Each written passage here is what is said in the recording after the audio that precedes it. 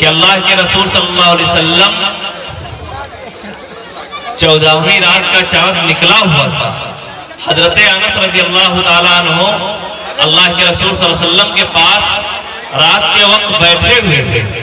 ایک مرتبہ چاند کی طرف دیکھتے تھے اور ایک مرتبہ محمد عربی صلی اللہ علیہ وسلم کی طرف دیکھتے تھے۔ اس کے بعد اللہ کی قسم کھا کر کہا کہ میرے نبی کا چہرہ چاند سے زیادہ خوبصورت تھا۔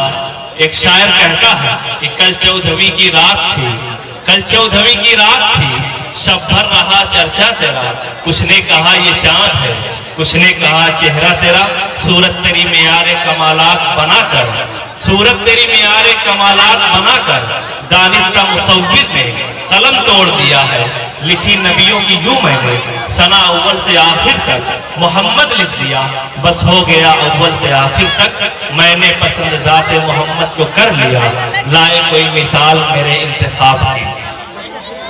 شعراء اور مقررین شکر احسان ہے اس پروردگار عالم کا کہ جس نے آج ہمیں اپنی قیمتی اوقات بہترین لمحات سے کچھ حصہ فارغ کر کے دین کے تعلق سے، دین سے نسبت رکھنے کے حوالے سے اس دینی اجلاس میں شرکت کی توفیق مرحمت فرمائی۔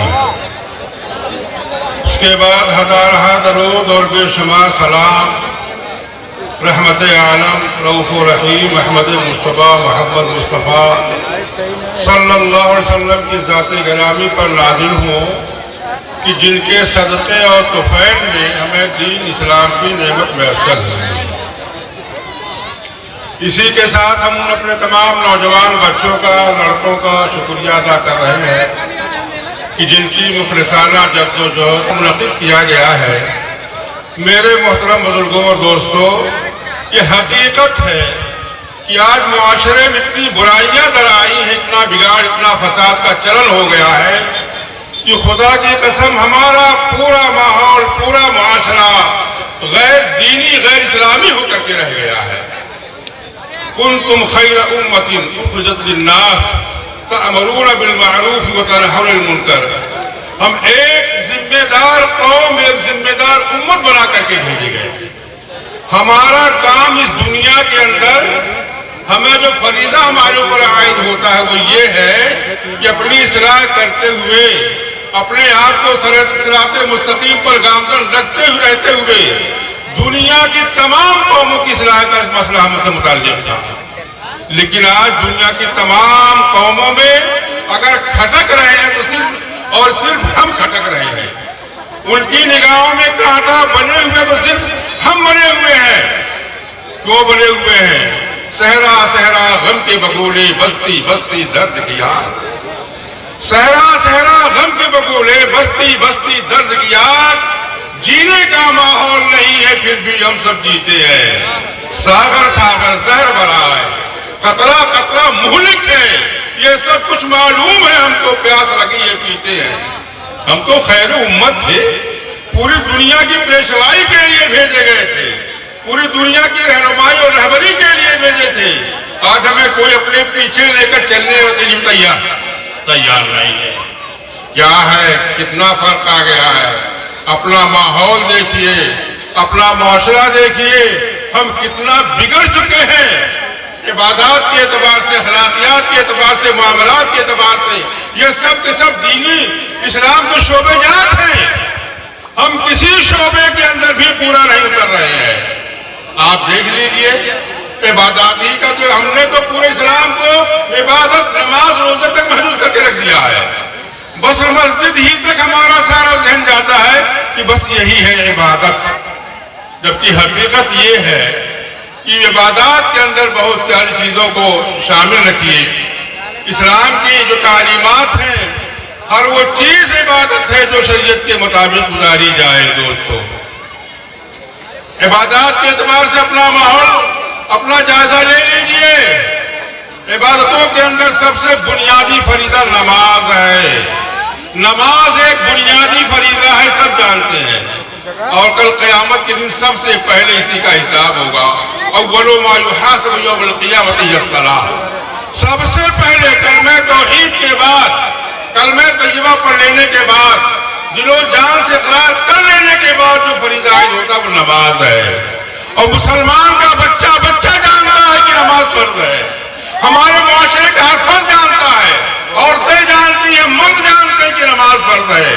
لیکن دیکھیے نمازوں کے اندر کیا حال ہے.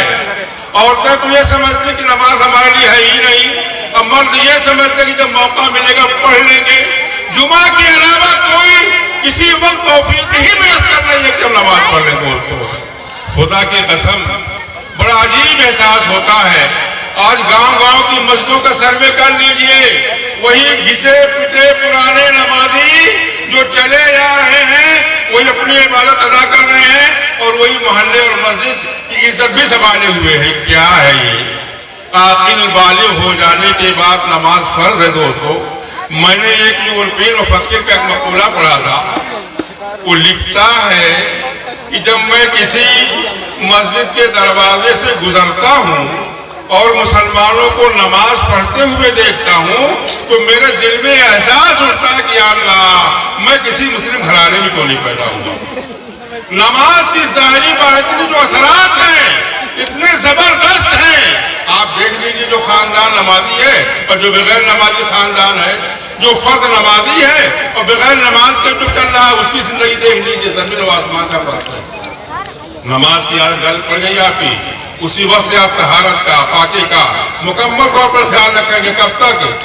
سانس ٹوٹنے تک، مرنے کے وقت تک. اور ایک آدمی نماز کا پابند نہیں ہو تو ناپاک ہمیشہ رہے گا. ناپاک رہے گا، کھڑے کھڑے پیشاب کرے گا، استنجے کی تو ضرورت پڑے گی ہی نہیں ہے. لیکن دنیا بھر کی واہی تباہی اس کے ساتھ لگی ہوئی مکمل طور پر. تو معاشرے میں خرابی نہیں جائے گی تو کیا ہوگا دوستو؟ سوچنے کی بات ہے یہ دوستو. اسی طور پر ہم نے پڑھا تھا ایک مرتبہ کہ کسی فلم کے اندر پکچر کے اندر نمازیوں کو دکھایا گیا تھا تو جتنے لوگ اتنا متاثر ہوئے اس نماز کے عمل کو دیکھ کر جو اسلام قبول کر لیتے. دوست یہ کوئی افسانہ نہیں، کہانیاں نہیں ہے، یہ حقیقت ہے. اتنا گہرا اثر نماز کا ہے، لیکن نماز کو اپنے زندگی سے ہم نے نکال دیا، اس لیے ہماری زندگی بے برکت، بے نور، بے رونق ہو کر کے رہ گئی ہے. دوستو غور کیجیے، رمضان کے مہینے کی آمد ہے، اس کو بھی دیکھ لیجئے. رمضان کا مہینہ آتا ہے اور ہر گھر کا جائزہ لے لیجئے اور دن بدن یہ وبا پھیلتی ہوئی جا رہی ہے کہ پورے محلے میں، پورے خاندان میں، پورے گاؤں میں بہت کم لوگ ہیں جو روزے سے رہتے ہیں. کیا ہے یہ پھلی پھلا بغاوت نہیں تو کیا ہے یہ اللہ کی نافرمانی نہیں تو کیا ہے یہ؟ اور آنکھ پھاڑے اوپر سے انتظار کرتے ہیں کہ کتنی آزمائش ہمارے ساتھ ہوگی. ارے ہم فرما بردار نیک بندر ہو کر کے دیکھا ہے. سروے کر لیجئے، کون نہیں جانتا کہ زکوٰۃ مسلمانوں کے اوپر فرض ہے؟ زکوٰۃ مسلمانوں کے اوپر فرض ہے، کون نہیں جانتا ہے؟ جو صاحب حیثیت ہے، جو صاحب نصاب ہے، 52 تولا چاندی یا اس کی ملکیت اور مالیت جس کے پاس ہے، چاہے بینک بیلنس ہو، چاہے کہیں رکھا ہوا ہو، چاہے گھر کے صندوق میں بند ہو، اگر اتنا پیسہ اس کے پاس ہے تو اس کا 40واں حصہ نکالنا ضروری ہوتا ہے. اس کا 40واں حصہ نکالنا فرض ہے. لیکن ہم آنکھیں بند کیے ہوئے ہیں اور بینک میں ہماری رقمیں پڑی ہوئی ہیں، بینک بیلنس اتنا زبردست ہے لیکن اس میں کے لیے زکوٰۃ اور خیرات کا ہمیں تصور بھی نہیں ہوتا ہے. ہمارے ماحول اور سماج میں کتنے لوگ ہیں، کتنے پیسے والے ہیں کہ جن کے اوپر حج فرض ہے لیکن وہ ٹالے ہوئے ہیں. ہر وہ آدمی جس کو خانہ کعبہ تک آنے جانے کا انتظام ہو، پیسہ ہو، سہولتیں ہو، ساری چیزیں میسر ہوں، اب اس کے اوپر حج فرض ہو گیا ہے. لاکھ 2 لاکھ میں تو بہت یا لاکھپتی کروڑ پتی پڑے ہوئے ہیں لیکن حج کی نوبت نہیں آ رہی. دوستو یہ ہماری عبادات کا حال ہے. اخلاق ہمارا جو ہے وہ دیکھیے مکمل طور پر. ایک مرتبہ میں نے ایک واقعہ پڑھا تھا، بہت پہلے پڑھا تھا، الجمعیت اخبار بہت پرانے والے میں پڑھا تھا کہ ہمارے جو غیر مسلم بھائی تھے وہ کسی اسکول کے ٹیچر سے، وہ روزانہ اپنی سائیکل سے آتے جاتے تھے. استاد سے ایک اسکول کے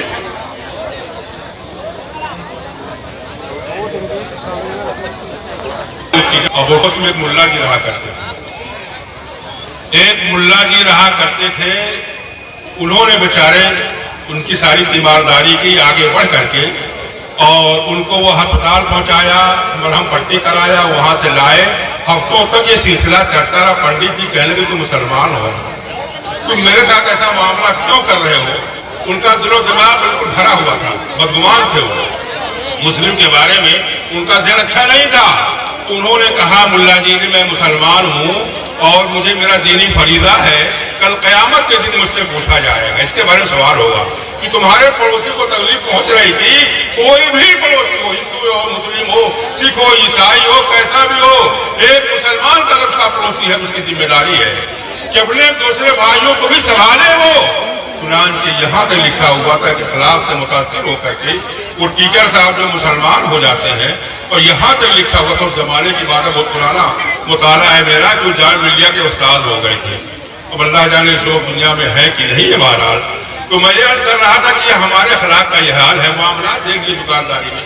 کل 8 صحابی تھے جو بارگاہ رسالت سے فیض اٹھا کر کے تعلیم حاصل کر کے آئے تھے، اور ملک چین میں انہوں نے اپنی تجارت بزنس شروع کیا، دکانداری شروع کی، لیکن اب وہ اسلام کے مطابق، دین کے مطابق ان کی دکانیں تھیں۔ پورے چین کے اندر کیا پورے ملک کے اندر جو چور بازاری، کساد بازاری، ٹھگی چل رہی تھی، وہی وہاں تھا ملک چین کا، لیکن یہ اللہ کے رسول کی دستگاہ پہ فیض یافتہ تھے۔ انہوں نے جو اپنی بزنس شروع کیا ہے، اپنی تجارت شروع کیا، تو یقین مانیے تاریخ کبھی جھوٹ نہیں بولتی ہے، تاریخ گواہ ہے کہ سارا ملک چین ان کا گرویدہ ہو گیا، ان کا گاہک ہو گیا۔